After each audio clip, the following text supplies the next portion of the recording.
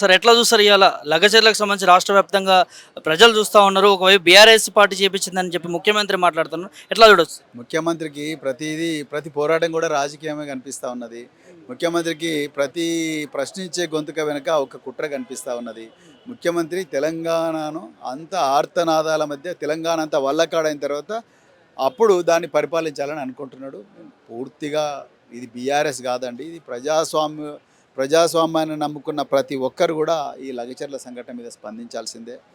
ఈ ముఖ్యంగా ప్రశ్నించే గొంతుకలు, మానవ హక్కులు, ఆనాడు మరి గత ప్రభుత్వంలో మానవ హక్కులు మంట కలిసినాయని చెప్పి మళ్ళీ కల్లోలం గొంతుకలు చేసిన మరి ఎవరైతే ప్రశ్నించే గొంతుకలు ఉన్నారో వాళ్ళు ఇవాళ ఎక్కడ పోయినరండి?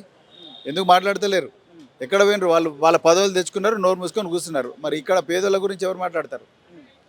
సో ఇన్వాల్వ్ అని కూడా అరెస్ట్ చేశారు. అరెస్ట్ చేసిండ్రండి. దాని వాళ్ళకి ఏమున్నదంటే ప్రజలను భయభ్రాంతులు చేసి అక్కడి నుంచి వాళ్ళకి ఆ కేసుల బూచి చూపించి వాళ్ళ భూములు గుంజుకోవాలనే కుట్ర నడుస్తూ ఉన్నది. దీని ఎట్లా చూడొచ్చు సార్? అరెస్టులు 25 మంది రిమాండ్ పంపించడం జరిగింది. మిగతా వాళ్ళని వదిలేసినట్టు అందులో కాంగ్రెస్ కార్యకర్తలు ఉన్నట్టు కూడా తెలుస్తాం. కాంగ్రెస్ కార్యకర్తలంతా వదిలేసిండ్రు. అందరూ రైతులు కొట్లాడిండ్రు ఆ రోజు. కానీ కాంగ్రెస్ వాళ్ళని వదిలేసి బీఆర్ఎస్ సానుభూతి పరులు, న్యూట్రల్ వాళ్ళు ఎవరైతే ఉన్నారో వాళ్ళందరినీ ఇలా మరి అరెస్ట్ చేసిండ్రు. తప్పకుండా మేము వీళ్ళందరి తరపున నిలబడతాం. నిన్న మా వర్కింగ్ ప్రెసిడెంట్ కేటీఆర్ గారు కూడా సంగారెడ్డి పోవడం జరిగింది. ఇవాళ రాష్ట్ర ఎస్సీ ఎస్టీ కమిషన్ కలిసినాం. రేపు మేము జాతీయ జాతీయ ఎస్టీ కమిషన్ కూడా తప్పకుండా దీని మీద మేము వెనక్కి తగ్గేదే లేదంటూ కూడా సీఎం బ్రదర్ కూడా మాట్లాడుతూ ఉన్నారు కదా, దీన్ని ఎట్లా చూడదు? అదే ఆశ్చర్యం వేస్తుంది.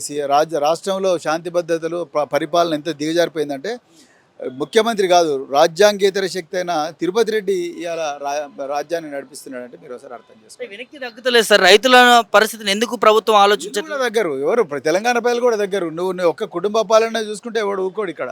తెలంగాణ ప్రజలు కూడా దగ్గర.